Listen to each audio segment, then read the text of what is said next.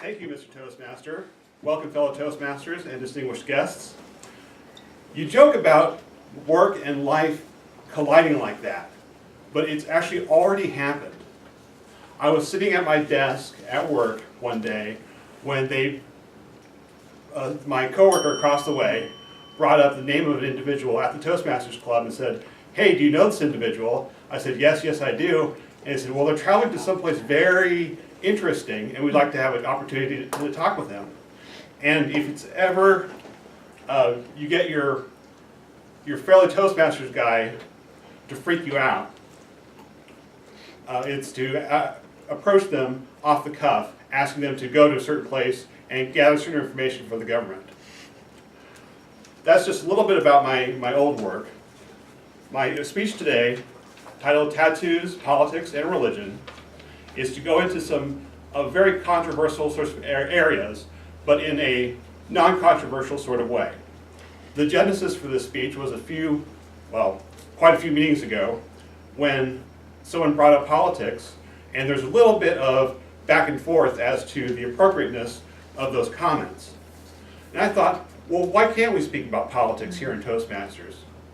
As long as we do it in a supportive way, and we don't attack anyone personally, and we only talk to people's opinions and not directly at the person, well, why can't we discuss that?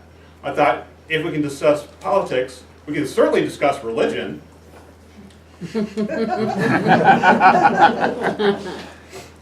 And the other taboo topic, something a little more personal to me, tattoos. Now, who here has a tattoo? 1, 2, okay. That's all. That's maybe because the demographic here skews a little bit. Speaking of fly like an eagle, all my tattoos are in places where I can easily show them to you without getting arrested. So don't get worried here. But I have a nice American eagle going up the side here. Fly like an eagle, right? And on the other side, I got this when I got back from Iraq. Which anyone here speak French? No? I think I got off easy then. I don't have to tell you what it means.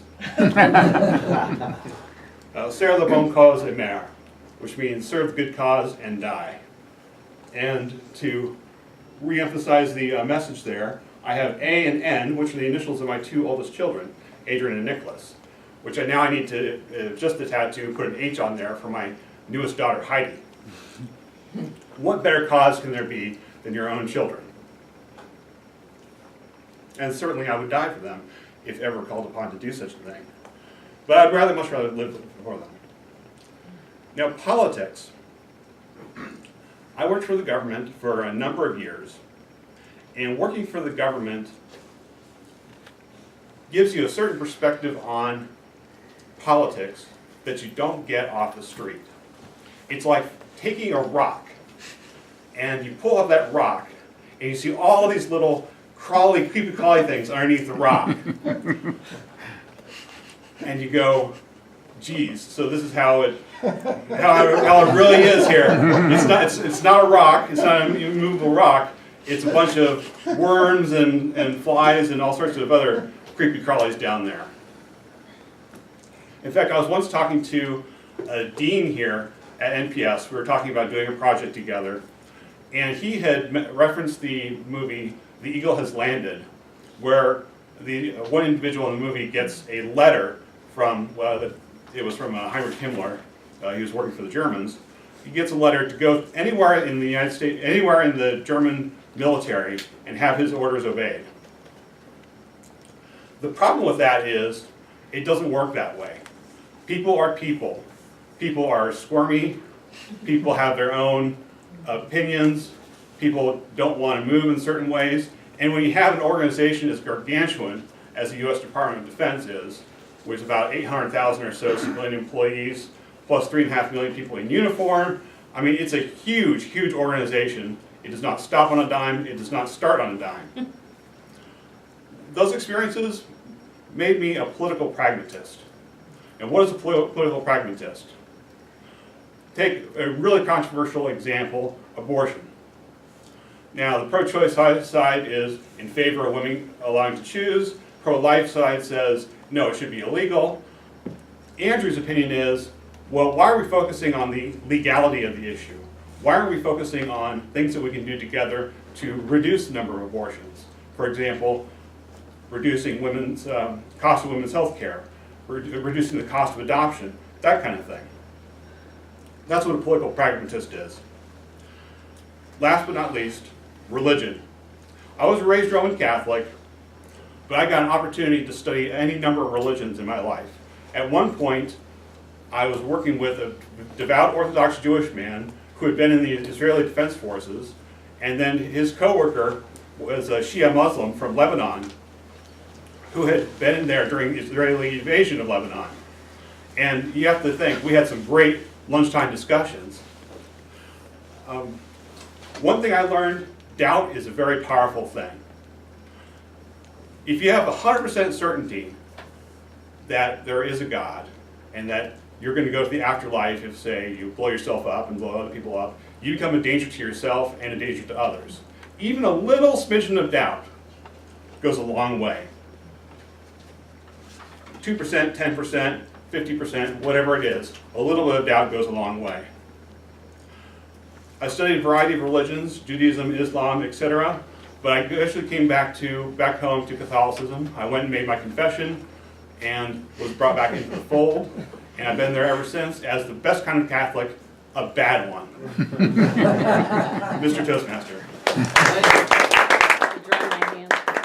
Thank you, Mr. Toastmaster. Fellow Toastmasters, most welcome guests, soon to be members, hopefully, at least some of you.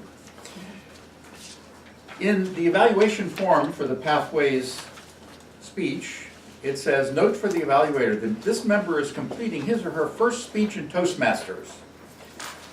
Now, Andrew, being a distinguished Toastmaster, that statement obviously does not apply, and that really showed in your speech. First of all, your title was very interesting. Grab my interest: tattoos, politics, and religion. How are you going to fit all those together? The purpose, of course, of the icebreaker is to introduce the member to the club, and it has been a while, so most of the members here haven't heard you speak or don't know about you. And so your speech, in touching on these three challenging topics, did give us a good sense of who you are. And so you met the criteria in that. I liked how you took control of the lectern right at the start. You were clearly an experienced speaker. Your voice was strong, but not overpowering. You clearly showed us that you were in control right from the very start, and that was excellent. I liked how you began with a story as well. That's a good way to bring people in. And then you got onto your three topics. Again, rule of three, excellent. Challenging ones. Tattoos are actually maybe less controversial than politics and religion. I think the one that the other third rail that we tend to avoid is sex.